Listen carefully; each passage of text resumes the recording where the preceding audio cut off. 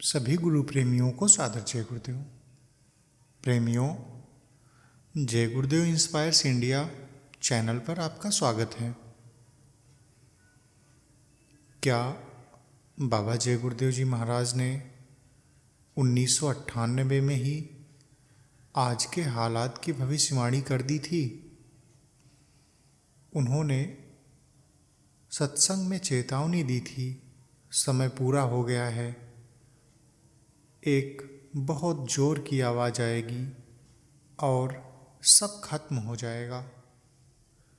आज का यह सत्संग आपकी रूह कांपने पर मजबूर कर देगा, क्योंकि इसमें मालिक ने वो राज खोला है जो यमराज के दरवाजे पर जाने के बाद ही पता चलता है।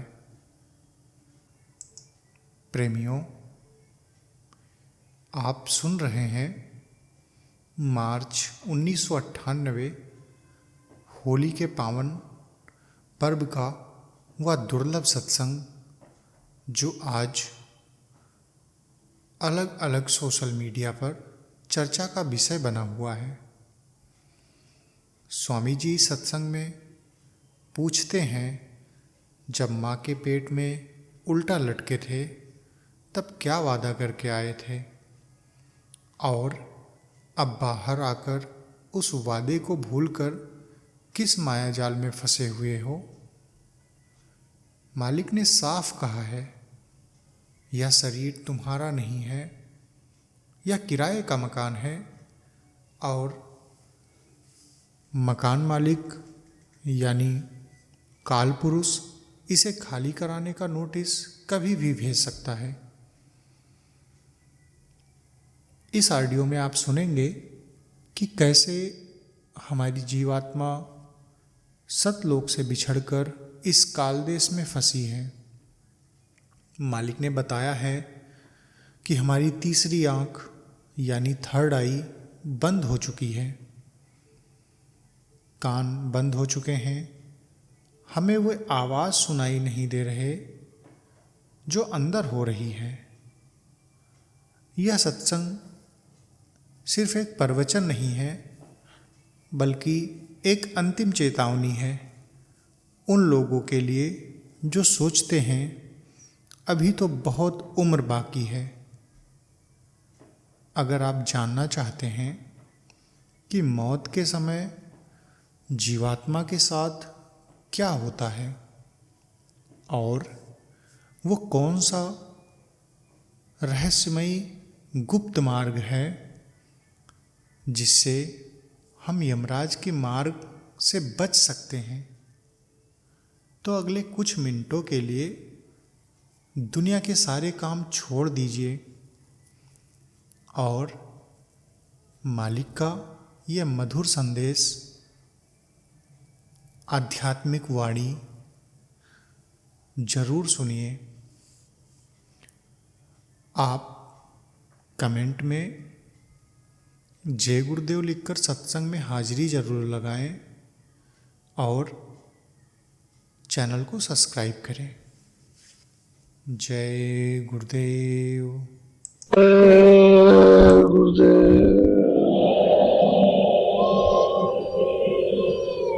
जय गुरुदेव।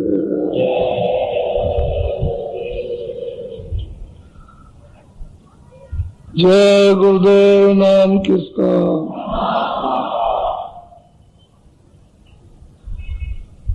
जय गुरुदेव नाम किसका। सतगुरु सतनाम तुमको प्रणाम।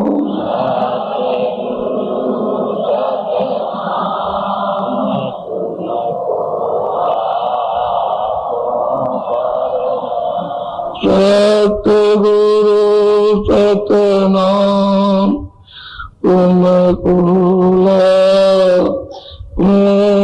प्रणाम।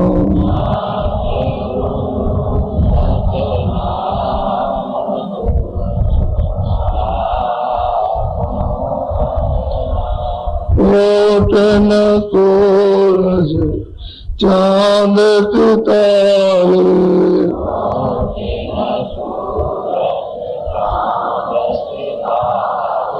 रोम रोम में करे उजारे,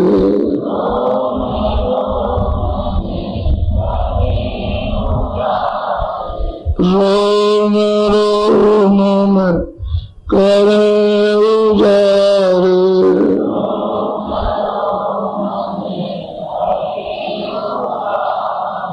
सतपुरुष करता तुम कोला को करना,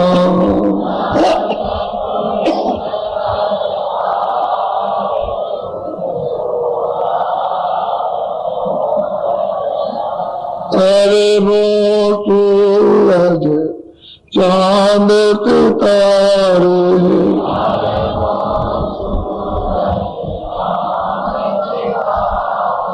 रोम रोम करे उजारे,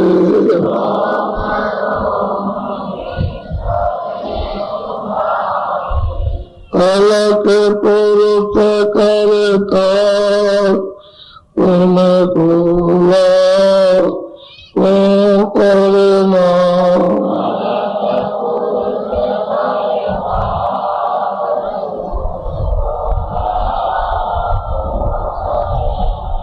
खरे वो सूरज चांद सितारे,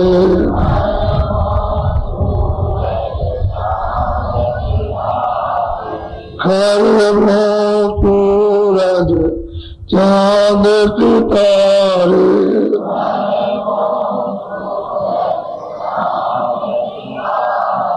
रोम रोम में करे उजारे,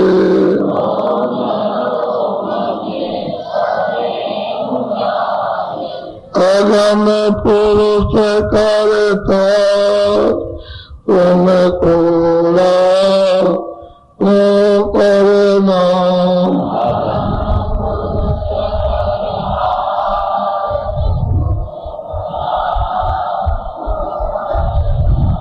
नील नील कथी बाण उतारे,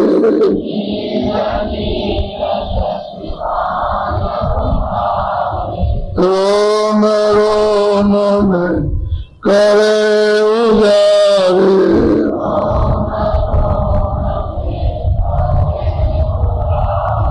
रोम रोम में करे उजारे,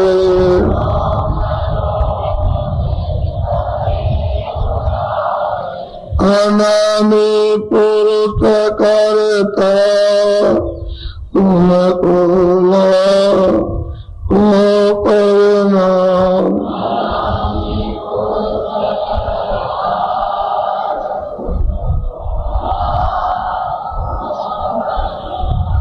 अनामी पुरुष करता तुम कोला को करना,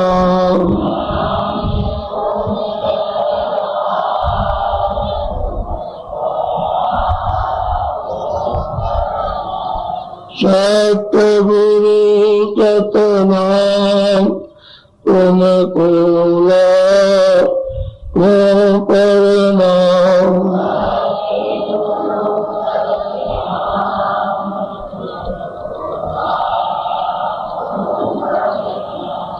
तुम कोला को करना,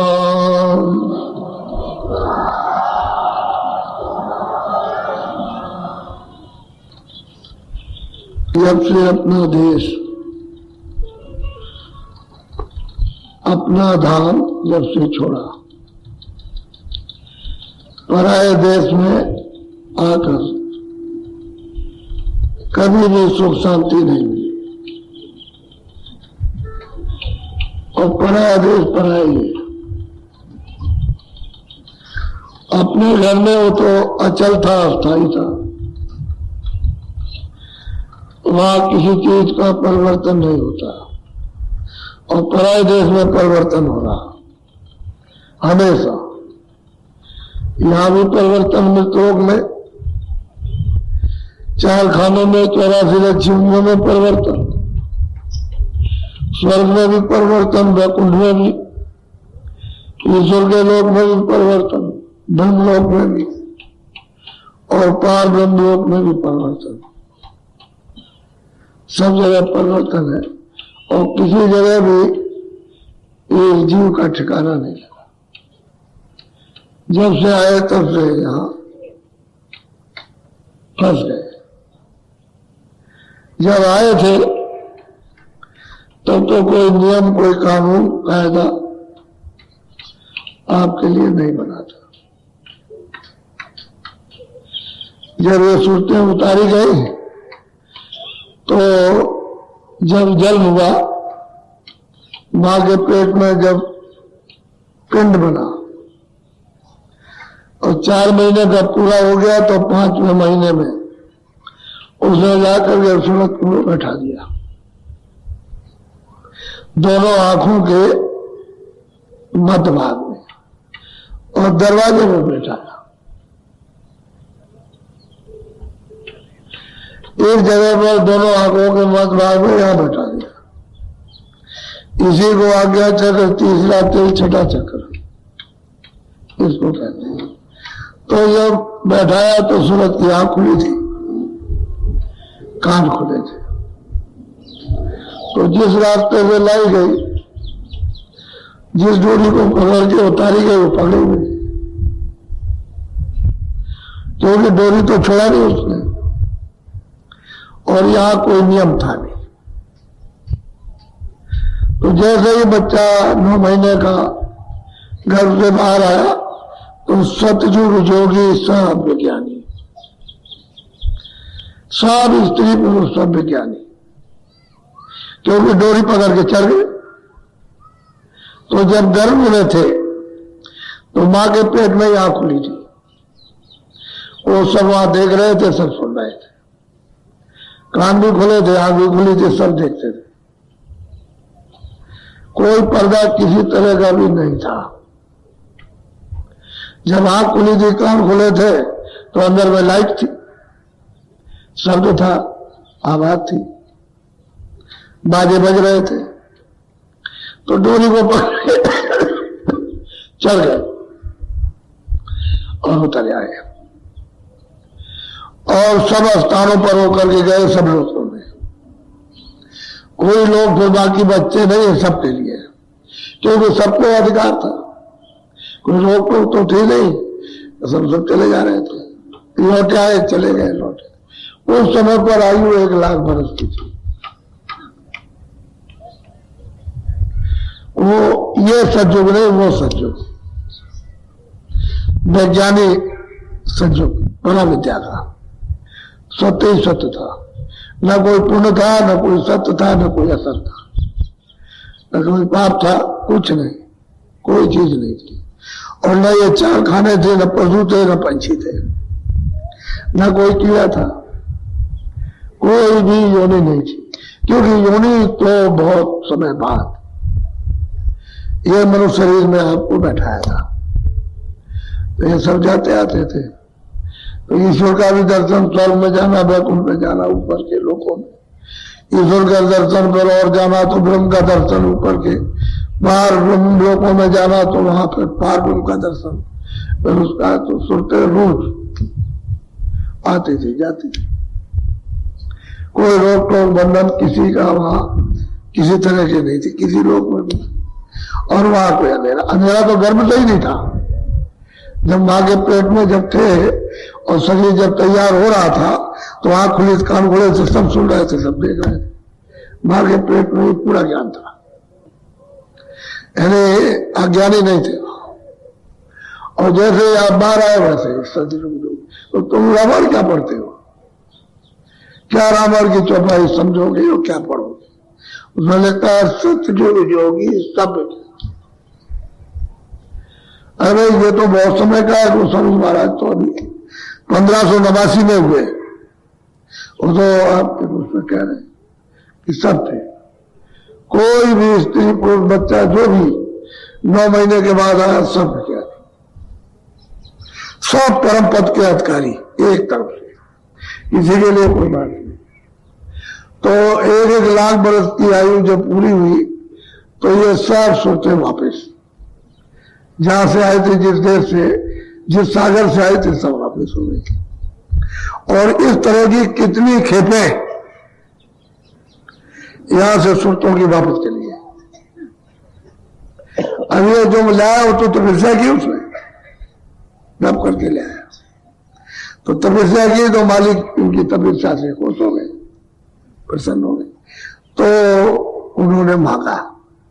तो रचना बगैर जीवात्माओं के सुरतों के, बगैर रूह बगैर सुर के नहीं हो सकती, क्योंकि वो चेतन ये सब चीजें जड़ है।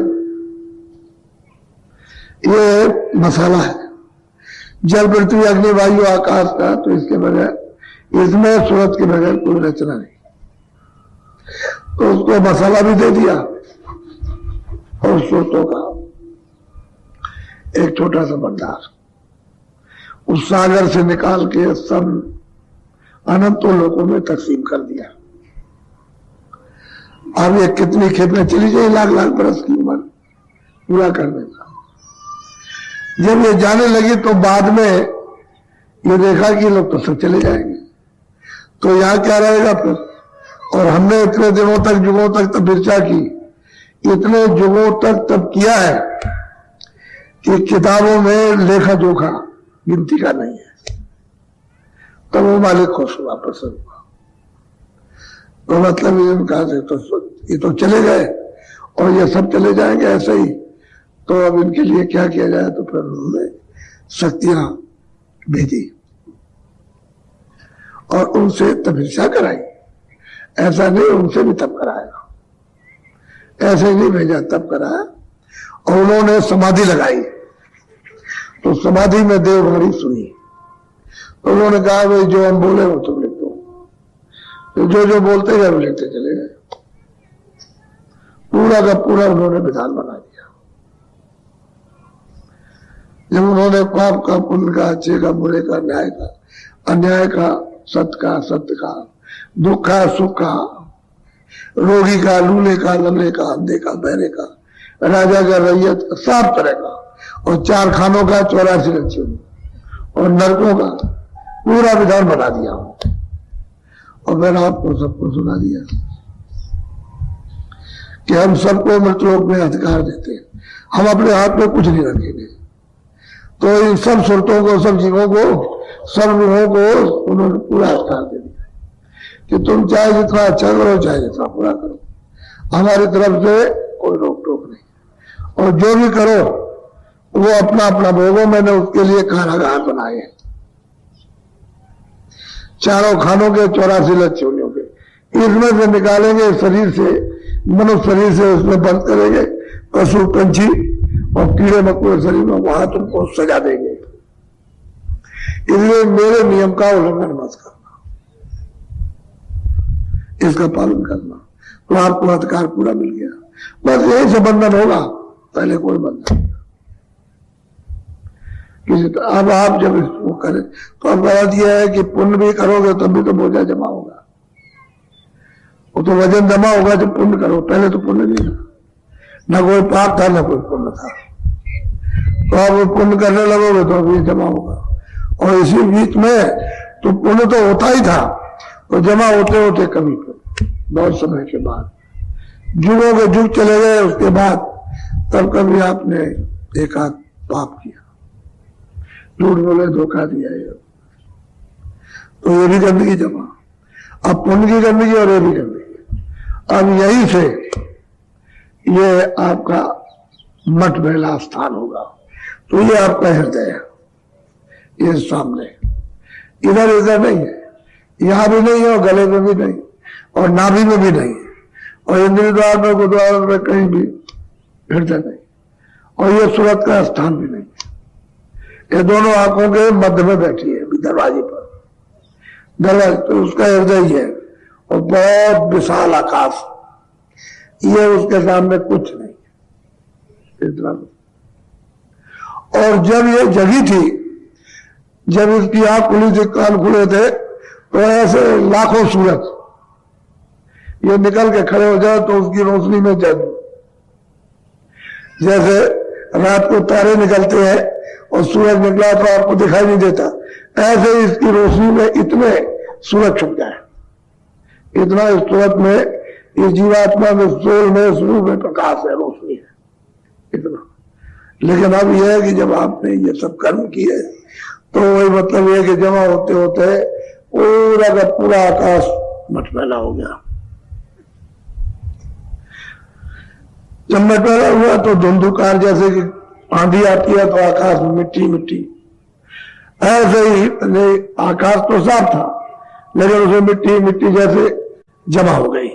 और वो मतलब यह है कि वो जो साफ दिखाई देता था, जो सुनाई देता था, वो सुनने लगे। तो धीरे धीरे करके तो जीवात्मा की आंख और कान बंद हो गए, उसमें आंख भी है, उसमें कान भी है और उसमें नाक भी है। तो जब ये बंद हो गए तो सुनना बंद हो गया और देखना भी बंद हो गया, सुनना भी बंद हो गया, तो बंद हो गया धीरे धीरे। तो जो नाम डोरी पकड़े थे और बैठे हुए थे पकड़ करके और चढ़ जाते थे, वो हाथ से छूट गई, वो शब्द छूट गया जिससे उतार करके लाए गए थे। दूसरा तो कोई रास्ता है नहीं, उसी से उतार के लाए और दोनों आंखों के पीछे बैठे। बस गलती आपकी ये हो गई कि आप अपने मनमानी कर्म करने लगे, किसी से पूछा नहीं कि मैं ये काम करता हूं। तो उन्होंने कहा कि मैं समय समय पर यानी लोगों को, ज्ञानियों को वेद लूंगा, ये मेरी किताब है। तो चारों वेद है, बस 1,00,000 श्लोक है बस। अब उसमें से और कुछ बना दो तो अलग बात, लेकिन 1,00,000 श्लोक है उसमें, चारों वेद, पूरा विधान बना। अब वेदों को कौन सुनता, कौन समझता, कौन सुनता कौन समझता, उसमें किसको आएगा? क्योंकि वो तो वेदवाणी सुनकर के लिखा गया, जो बोलते गए वो लिखते गए। अब वो इधर की तो कोई भाषा है नहीं, तो पूरा विधान बना दिया। अब आप लोग उसमें फंस गए। अब इतने मटमैले, इतने गंदे आप हुए, तालकोल क्या है, कुछ नहीं। और वजन इतना है कि पहाड़ों के पहाड़ आपने लगा दिए ढेर, अपने आप बच्चा नहीं जा सकते, चाहे कुछ कर। और फिर वही कर्म करने लगे तो फिर जा रहे हो, उसी में जाओगे कारागार में, इसमें से निकाल के बंद करेगा, खेल खत्म। क्या मिनट का है, कितनी देर लगेगी? तुम चारों तरफ खड़े रहो और जब समय पूरा हुआ तो उसने जो आवाज दी, वो तुम यहाँ अमेरिका में बैठे हो और आवाज, तो ऐसे आवाज जैसे टेलीफोन से बात करते तो कुछ नहीं, इतनी जोर की आवाज कि एकदम से आप लड़खा गए, खड़खड़ा गए, लड़खड़ा गए, आंखें अंधी हो गई उसकी आवाज सुनकर, और कान बड़े हो गए, बुद्धि पागल, जबान बंद, बस वही गिर गए। तो लोग कहते हैं हार्ट फेल हो गया। हार्ट फेल नहीं होता है, समय पूरा हो गया, उसने आवाज दी, बस सब जो कुछ भी सबसे बोल गए।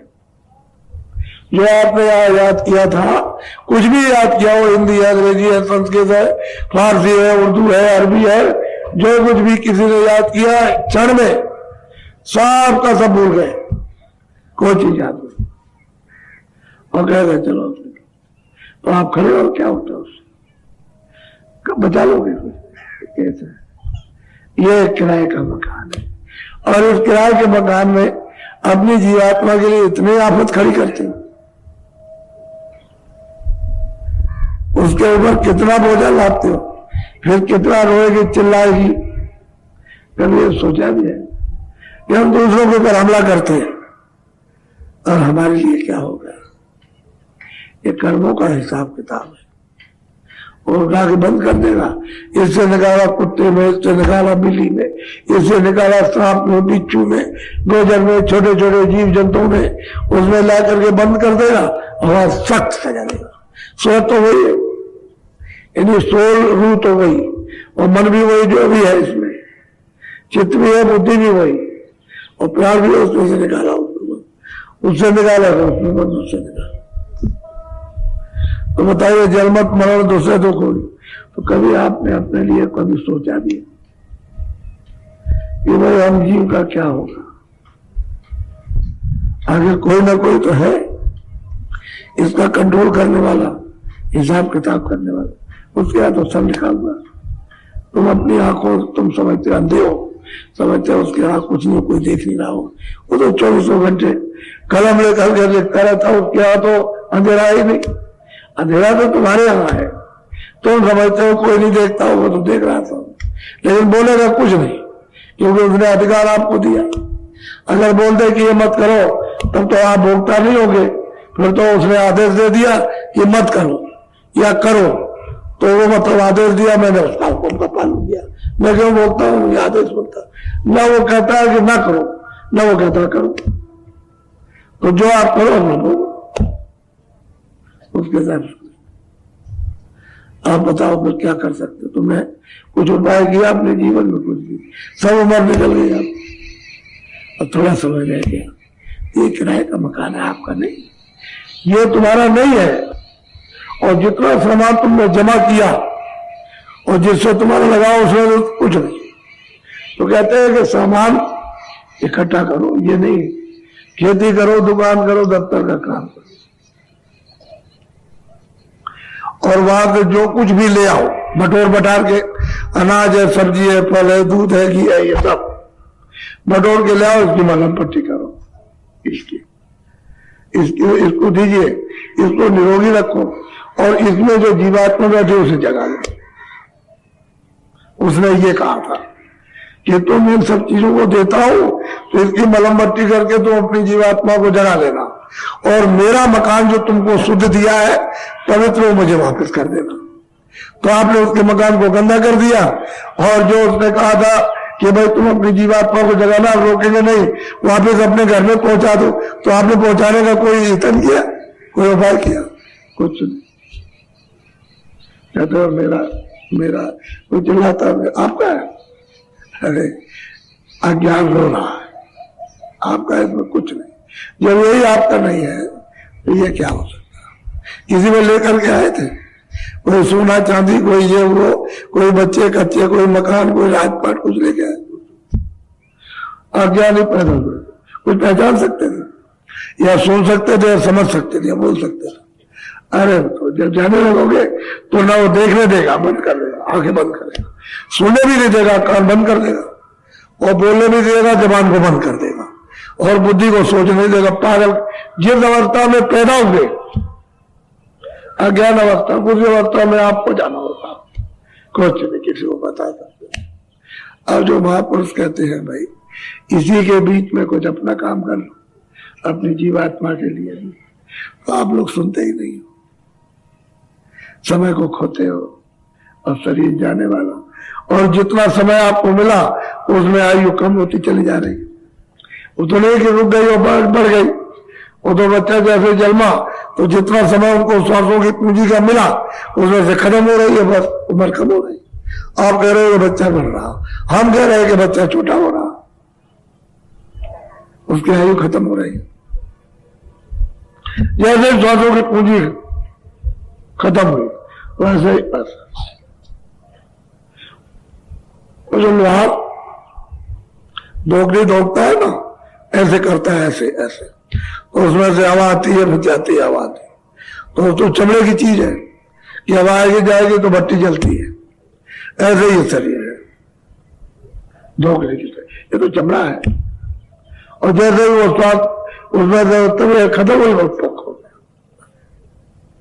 बुल्ले की तरह से पानी में बुल्ला दिखाई दिया, फट फूट गया, ऐसे ही निर्दयी है, अभी दिखाई दे सरसों, तो ये क्या है? छाया है। और इसके लिए आप लोग विलाप करते हो, इसके लिए कि मेरी है, मेरी किसी छाया है। और क्यों ये रो रहे हो? मोह में, ममता में, आसक्ति है, जड़ में, चेतन से नहीं, जड़ से। फिर इसमें से सूरत निकाल दी गई चेतन, तो ये शरीर ये पड़ा तो चारों तरफ से भटोरे लोग, तो कपड़ा उड़ाओ उड़ाओ, जल्दी उड़ाओ, उड़ा दिया तो स्त्री दौड़ के आती है कि एक दफे मुंह दिखा दो। तो कपड़ा खोल दिया, मुंह देखा तो कहने लगे डर लगने लगा, डर लगने लगा, भय। अच्छा उड़ा दो कपड़ा। फिर अंदर गई, बाहर आई, अंदर गई, कई बार और दिखा दो। तो उसने फिर कपड़ा हटवा के दिखा देखा, कह रहे अब तो बहुत ही डर लगने लगा, अब इसको ले जाओ, घर में रख लीजिए। तो चलो ले जाओ। वो खुद ही कहती है ले जाओ। अरे मिट्टी है, और आपने तो समझा नहीं कि हम कौन है। जहां से आए थे वो तो आपने सब छोड़ दिया, अपना धन उसको खो दिया, बर्बाद कर दिया, मिट्टी में पड़े। इसको धन बना रहे हो, इसमें कोई चीज तुम्हारी नहीं। क्यों? छाया किसी के हाथ आई। अच्छा कभी आपने सोचा यहाँ बड़े बड़े बादशाह आए, बड़े बड़े राजे आए, बड़े बड़े धनीमान, बड़े बड़े सूरवीर आए, अच्छा ये बताओ कुछ ले रहे? कहते तो वैसे मेरा राज सब फना हो, ये किसी का नहीं है। ये तो मतलब एक मतलब तमाशा है, और इसमें फंस गए तो बताओ जब ऊपर जाओगे तो कितना आनंददायक हो रहा है दृश्य। तो वो देख, वो जरूर दरवाजे में बैठ के और अपनी सूरत को तुम ऊपर नहीं ले जा सके, तुम द्वार पर बैठे हो कि उधर सामने स्वर्ग है, उधर सामने बैकुंठ है, उधर ब्रह्मांड है, और दरवाजे में बैठे हुए उधर नीचे वो कर लिया तो नीचे चले जा रहे हो 4 खानों में, 84 चिड़ियों में डर को। अरे आपको तो चाहिए था कि ऊपर जाते। अब ये मौका में मिलता नहीं, क्यों? मनुष्य शरीर अनमोल है, ये बार बार नहीं मिलेगा। कितने सज्जुग त्रेता द्वापर कलयुग बीत जाए मनुष्य शरीर, अब की बार उसने अवसर दे दिया, उससे काम लो। जो गई सो गई, जो बाकी उसी से कुछ काम ले लो। तो यही तुम्हारी होशियारी बुद्धिमानी है कि जीवात्मा के लिए भी कुछ काम कर लो, कुछ धन जमा कर लो। जो कुछ भी तुमने जमा किया है तो शरीर का, और वो क्या है? जड़ मैल। तो ये भी जड़ है, वो भी जड़ है। ये पड़ा न, ये उसको उठाएगा ना वो इसको उठाएगा। आप घर घर में देखो घटना होती है। तो मैं तो सिर्फ तुमको याद कराता हूं और कहता हूं मनुष्य शरीर अनमोल है, वैसे किराए का मकान है, लेकिन इतना अनमोल है कि दूसरे शरीर में कभी साधना नहीं है। पशु पंछी में साधना है नहीं, यही पंचभौतिक शरीर है, इसमें साधना इसलिए हो सकती है कि इसमें बुद्धि पीछे का भी सोचती है, आगे का भी सोचती है, बुद्धि उसमें काम करती है। उसको ये अवसर दिया गया कि तुम अपने लिए ये काम करो। अब वो सूरत तो फंसे ही बेचारी, अब वो क्या करे? असहाय हो गई। ये मन बुद्धि चित्त और अहंकार ये चारों तरफ बैठ करके इसकी शक्ति को छीन कर लिया और इंद्रियों के भोगों में लग गए। अब जब तक ये समझदार और जानकार आपको न मिले तब तक कौन जगाए, कौन जिताए, किसको फिक्र है कि भाई जीवात्मा की गति होनी चाहिए, इसको इससे बचाओ, नहीं तो ये जाने वाली है। और वहां जब जाएगी तो किस तरह से क्या दशा होती है। यही जीव वहां जब तक जाते हैं नरकों में, ऐसे काट करके मशीन जैसी चलती रहती है, ऐसे काटते रहते हैं इस तरह से, और चिल्लाते हैं, लाखों मील चिल्लाने की आवाज आती। महापुरुषों ने यह सब कुछ बताया, देखा हुआ। जीवो वहां ये दुष्ट था, तुम बचो बचो, अभी मनुष्य शरीर में जीवात्मा को बचाओ, नहीं सोचा रहे हो। तो आप सुनते ही नहीं, कुछ कह रहा हूं तो आप, ये आदेश आपका नहीं। वो तो अपना घर तो छोड़ दिया, उसका रास्ता है इसी मनुष्य शरीर से आने का भी है, और जब वापस जाओगे तो उसी रास्ते से जाओगे। 2 रास्ते न कभी हुए न कभी होंगे। वो नाम से शब्द से पकड़ करके आए हो और दोनों आंखों के पीछे बैठ गए और सामने और डोरी लटकी हुई है शब्द की, नाम की, और बीच में गंदगी जमा हो गई, डोरी छूट गई। बस इतना ही है। उसने लटका रखी डोरी आपके सामने, ये नहीं कि डोरी कहीं चली गई, सामने ही है, और सामने डोरी होते हुए नहीं पकड़ पाते हो। तो क्यों ऐसा नहीं होता कि कोई भेजी नहीं मिलता, जानकार नहीं मिलता, जिसने डोरी पकड़ ली हो और वो आपकी जो बिछुड़े हुए हो उस डोरी को पकड़ा के चला लेना, नाम से, नाम ही से उतारेगा, नाम से छोड़ेगा। बगैर वेद के नहीं। तो ये घर आपका नहीं, आपने तो छोड़ दिया, अपना घर छोड़ दिया, पराए घर में घुस रहे हो और उसको अपना मान रहे हो, से हटा दिया आप। इसलिए कहते हैं भाई दरवाजे में बैठे हो, चलो अपने घर की तरफ। अब किसी महात्मा से मिल लो। महात्मा कहते हैं जो जगा हुआ हो, जिसकी आंख खुली हो, जिसके कान खुले हो, जो देखता हो, सुनता हो, और जो रास्ता पार हो गया हो और रास्ते को आने जाने का जानता हो। जिस रास्ते से आई, कहां से आई उसको भी जानता, और यहां आ गए उसको भी जानता, दोनों तरफ आद और अंत। उसको जो जानता है उसको ढूंढ लो, वो यहां रहता है, कहीं ना कहीं मिल जाए। इसी मनुष्य शरीर में ले लो, दूसरा और कोई शरीर। अगर और कोई शरीर प्रकट हो जाए तो आप उसको कहोगे भूत आ गया।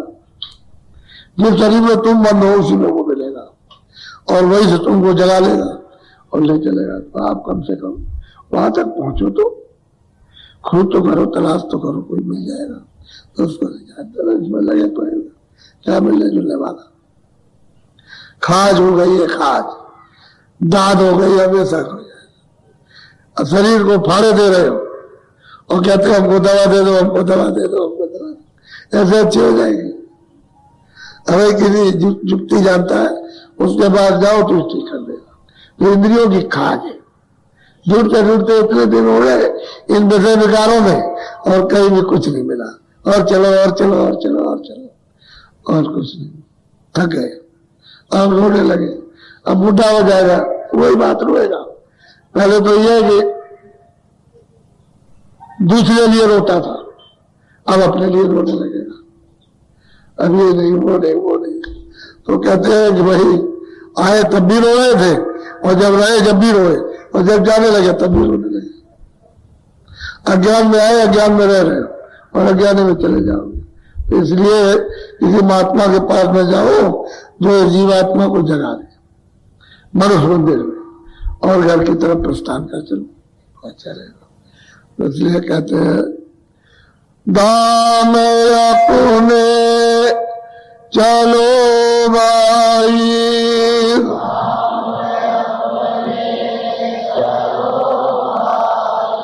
दाम अपने चलो भाई, राम अपने चलो भाई, पराए देश नहीं रहना, पराए देश क्यों रहना, काम अपना करो जाई, काम अपना करो जाई, पराए काम नहीं फंसना, पराए काज नहीं कर। सही सच्ची बात तो यह है कि इतनी आशा आपने प्रगाढ़ यहाँ की बांध रखी है कि हमारा जबरदस्ती निकाले जा रहे हो, फिर भी कहते हो नहीं हमको रहने दीजिए।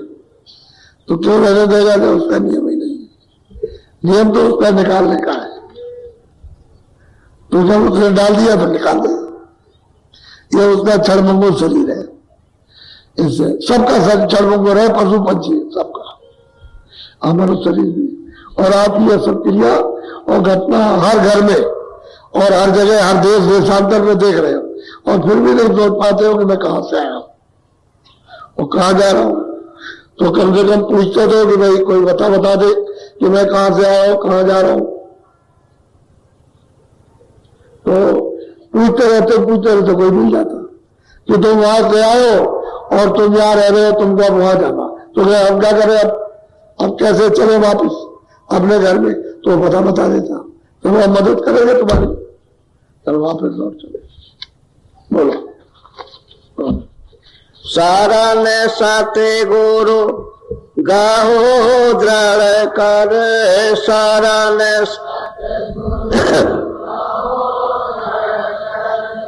करो ये काज पिल रहना।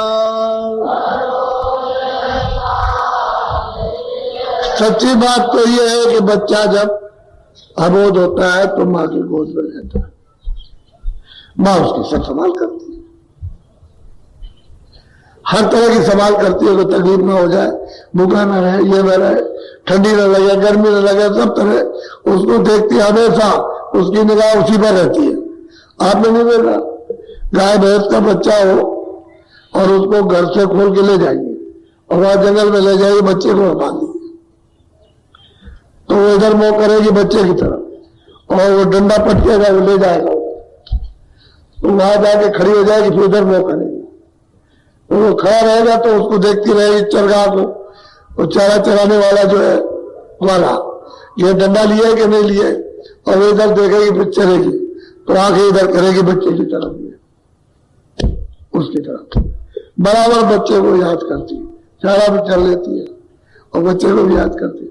और जैसे ही वो हटा वहां से वो भगी तेजी के साथ और दौड़ करके जा करके अपने बच्चे से मिली और ये उसे भी पूछ लाई, उसने भी पूछ लाई और माँ का दूध पीने लगा। कहते हैं कैसे सरल, अरे भाई तुम अबोध हो, किसी महापुरुष की शरण ले लो, बच्चे की तरफ से संभाल लो। बोलो अमन, तुमने अच्छा बुरा किया वो तो बात की बात रही, लेकिन कम से कम शरण तो ले लो कि जो हमको संभाल ले हर तरह से, हमारे पाप को भी नाश कर दे, हमारे पुण्य को भी नाश कर दे और हमको जगा दे, हमारे अज्ञान को दूर करे, हमको रास्ता दे, जिस घर से आए उसी घर में हमको पहुंचाए। तो आप उसके हो तो जाओ, तब तो संभाल ही लेगा। तो आप अपने को ज्ञानी बनते हो, बहुत ज्ञानी, मैं बहुत विद्वान हूं, मैं बहुत धनी हूं, मैं बहुत पहलवान हूं, तो उससे क्या बनने वाला। अरे भाई बच्चे की तरह से अबोध हो जाओ, मां अपने आप संभाल करेगी। कहते हैं जब तुम ऐसे हो जाओगे तो महापुरुष अपने आप संभाल करेंगे, फिर तुमको क्या फिक्र है। और इसके लिए तुम होते ही नहीं, किसी के नहीं, फिर खोज करते ही नहीं हो उसकी। अगर खोज कर वो मिल जाए तब तो ये सब कुछ हो जाएगा, तो मिलता ही नहीं। कहते हैं दृढ़ता से सरल पकड़ लो कि तुम अबोध हो, अज्ञानी हो कि मुझे कहां जाना है, कर्मों का क्या हिसाब होगा, क्या भोग होगा, किस योनि में भोगने के लिए हमको बंद किया जाएगा, वो भोग योनि है, ये कर्म योनि। तो कर्म जोड़ करके भोग फल दे, कर्म क्या होगा, कर्म योनि, इसमें नहीं कर्म कर सके जीवात्मा को छुड़ाने का, तो भोग योनि में कोई कर्म होगा, तो भोग योनि में तो कोई साधना नहीं, वहां तो भूखे प्यासे कैसे वो कह सकते हो हमारा सिर दर्द है, पेट में दर्द है, टांग में दर्द है, ये है, कोई कुछ नहीं, खड़े ही हो, प्यास लगी है, कोई पूछेगा प्यासे हो, भूख लगी हो, कोई बंधे हुए हो, वहां कोई पूछता है अब बताओ वो भोग होनी है, कितना उसको दंड मिलता है, अगर रोता है तो क्या करता है, अब वहां कोई पूछता है। जब तक भोग नहीं लेगा तब तक ये छूट नहीं सकता। और भोगने के लिए 84 का बहुत लंबा चौड़ा बियाबान जंगल, कितने दुख बीत जाएंगे तभी लौट के नहीं आओगे इस शरीर में, तो ऐसा मत करो। वो कहते हैं महापुरुष की भाई तुम महापुरुषों के अबोध होकर के शरण में गिर जाओ, फिर वो संभाल कर लेंगे आप, हर तरह से साफ कर देंगे, धो धा करके सब सफाई कर देंगे, मन को भी, बुद्धि को भी, चित्त को भी, अंतःकरण जीवात्मा को भी धोएंगे, सब साफ सूफ करके बस एकदम स्वच्छ कर देंगे। तो तुम कभी उनके होते हो, अपने वो ज्ञानी बने रहते हो, कुछ नहीं। बोलो गुरु अब दया कर कहते गुरु, माने ये बात चित धरना। उन्होंने फिर उसकी पुष्टि की महापुरुषों ने कि देखो भाई दया हो रही तुम्हारे ऊपर में कि तुम बच्चे की तरह से हो जाओ, जैसे बच्चा होता है, आदेश का, उपदेश का, वचन का पालन करो बस, और कुछ नहीं करो, काम वही है सब, खेती है, दुकान है, सब तरह का काम हुई, लेकिन वचन का पालन। जब तुम वचन का पालन करोगे तो कहते हैं दफ्तर में काम मत करो, या खेती में खेती न करो, अनाज पैदा न करो, दुकान में दुकानदारी मत करो, लेकिन ईमानदारी और मेहनत के साथ कहीं भी रहो, ईमानदारी मेहनत वो तो मनुष्य का असली, वो मनुष्य की चीज है। कहते हैं ईमानदारी मेहनत के साथ और फिर घर में आओ बच्चों की सेवा करो, वही आ जाए घर दरवाजे पर तो अतिथि की सेवा करो, ये करो। और फिर उसके बाद जब समय बचे और महापुरुष रास्ता दे दे तो अगर घर बैठ के भजन कर लो। तो कहते हैं कि इतनी बात समझ गए, तुम चित्त में धर लो, मान लो। फिर ये बात याद दिलाता हूं, उसमें पुष्टि करते हैं कि तुम अपने को ऐसे हो जाओ मैं कुछ नहीं जानता, तभी तो मिलेगा। और जब तुम सब कुछ जानते हो तो क्या मिलेगा? फिर कुछ नहीं मिल सकता। बोलो। श्याम तज सेत को गहना, श्याम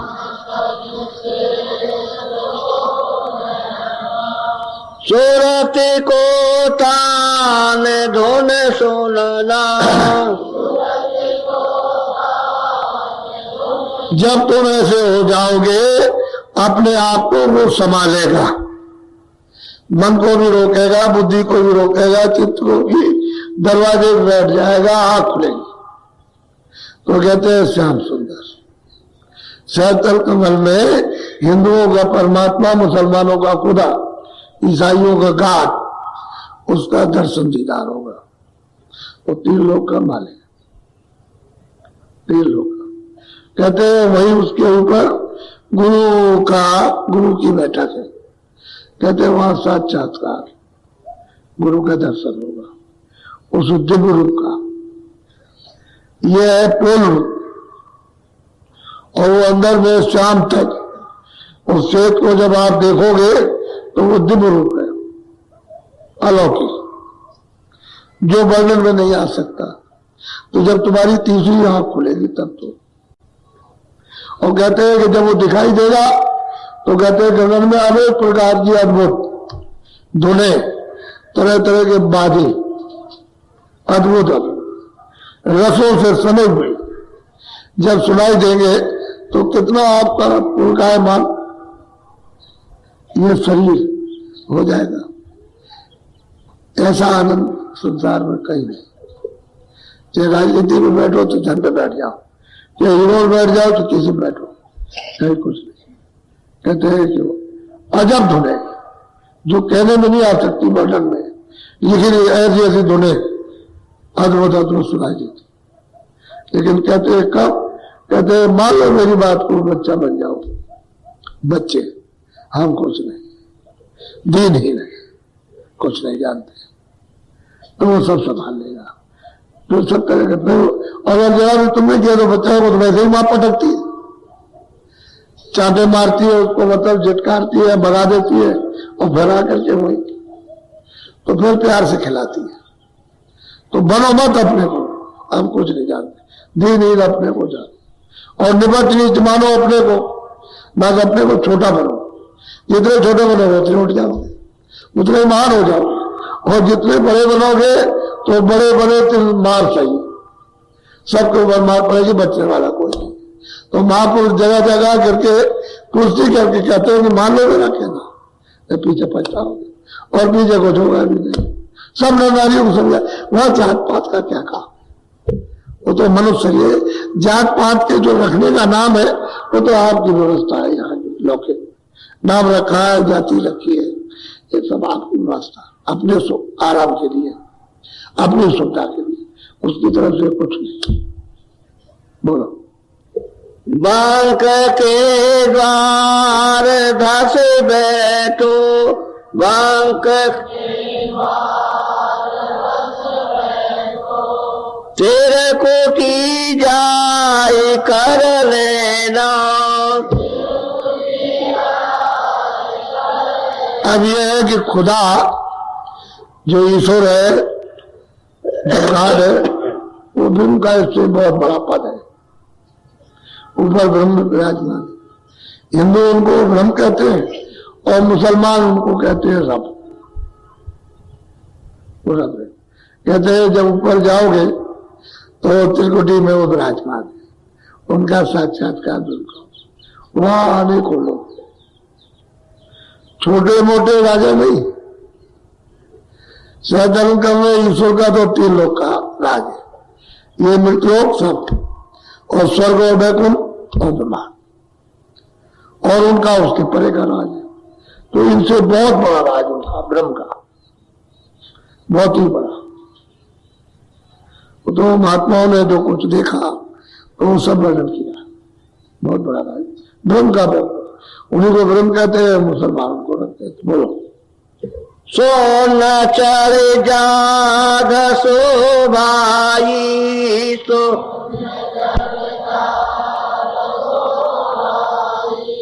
सूरत से मान शरणाना।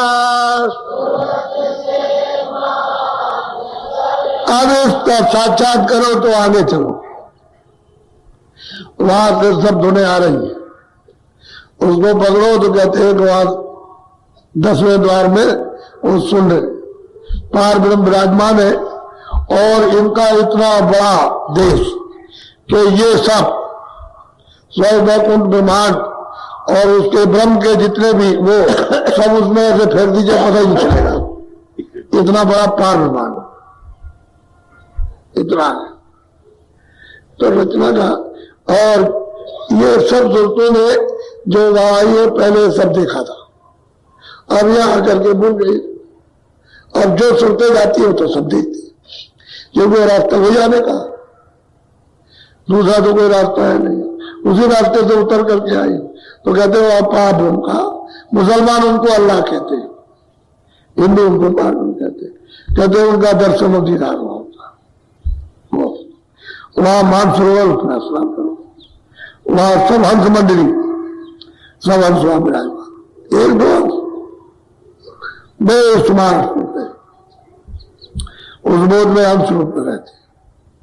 और क्या खेल तमाशे करती हैं उसका या कौन निशान है, या कोई निशान नहीं होता कि उसका नमूना कुछ बता दिया जाए, वो तो देख नहीं सकता है। तो इसलिए कहते हैं तुम अपने को जब ऊपर जाना है तो बच्चे बनो, निकल जाओ, तब चल चलो चलो चलो। मैं तो मदद मिलने में रास्ते में कोई बाधा नहीं डालता, और बने रहोगे तो सबकी बाधा, सब अपना अपना मांगेंगे, हमको दो, हमारा कर्जा है, सब कर्जा मांगते। और जब कर्जा चुका दिया जाए तो कोई मांगने नहीं आएगा। ये कर्म कर्जा है, जैसे किसी से कर्जा लिया और आप नहीं दे पाओगे तो देना पड़ेगा, मांगता है। जब तक जिंदा रहोगे तब तक मांगेगा, मर जाओगे तो उसके बाद देना पड़ेगा, क्योंकि लिया है। वो आपका कर्म कर्जा हो जाएगा। तो देना लेना, किसी को दिया किसी को दिया, मार करके तो मैं लिया तो मार खा करके आपको देना, ऐसे नहीं। कभी बच्चा बनेगा, कभी बच्ची बनेगी, कभी जमाई बनेगा, कभी मित्र बन जाएगा, कभी ये बनेगा, कभी वो आपसे लेगा मार करके।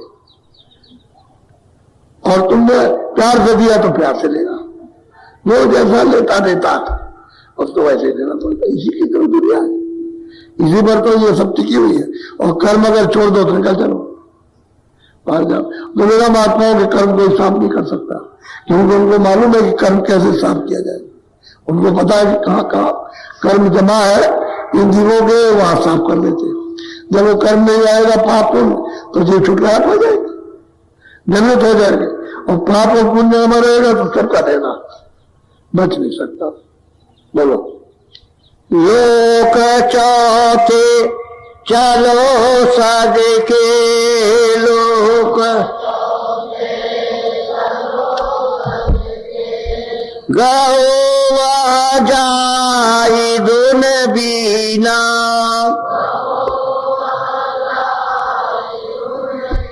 कहते हैं भाई वो तो सत्य देश है, वो तो सागर है, वहां वहीं से सब लोग आए, ईश्वर भी वहीं से आए, खुदा भी वहीं से आया, ब्रह्म भी वहीं से आया, पार ब्रह्म यानी अल्लाह भी वहीं से आया, सब वहीं से आए, उसी ने इनको भेजा। और हम सब जितने भी रुए हैं चर पशु पंछी कीड़े मकोड़े, छत जल में थल में आकाश में जितने रुए हैं, ये स्वर्ग में वैकुंठ में ब्रह्मांड में सब कतरों से उसी सागर से आए, वो अपना है। और वहां की एक सागर की बूंद उसका ही विस्तार है। तो आप न जाने के कारण कहोगे ये सागर है, कैसे सागर हो जाएगा? जब जानते नहीं तब कहोगे, देखा नहीं तब कहोगे। लेकिन जिसने देखा हो तो कहता है कुछ नहीं है, वो तो था सागर। कहते मेरा तो अपने घर में चले जाओगे, जहां थे वही पहुंच गए। यही बूंद जो सूरज एक बूंद रूप हो गई, दोनों आंखों के पीछे बैठी है, यही उठ करके वहां जाके और जो गिरी उसमें तो सागर हो गई अता। फिर कोई बूंद नहीं, सूरज नहीं कहता। तो अब ये तुम्हारा घर तो है नहीं। अब इस तरह से सबसे बड़ी बात यह कि अपने को बच्चे बन जाओ। मैं कुछ नहीं जानता तो संभाल हो जाए। और मिसाल देते हो माँ बाप की तरह। पंछी अपने बच्चों को पैदा करते हैं तो बराबर देख रेख करते हैं उनकी, और वो ले आते हैं तो उनको चुमाते। जैसे देखिए उस शरीर में भी बच्चों को खिलाते, और पशु पंछियों के यदि शरीर में भी बच्चों से प्यार करते। ये देखिए आप, इसी तरह से अपने को अबोध हो जाओ तो संभाल लेंगे, और अपने को बने रहोगे तो मेरा आप समझ नहीं पाओगे, क्योंकि ये चीजें समाज जाती नहीं है। इनकी वजह से महात्मा कहते हैं कि भाई तुम छोड़ छाड़ करके और बिल्कुल मगन होकर के चलो, सूरज बिल्कुल अलग हो जाए। और मौत के वक्त में तो ढांचे को छोड़ नहीं, तो पहले जिंदा छोड़ दो, नाम को पकड़ो, जिंदा छूट जाएगा।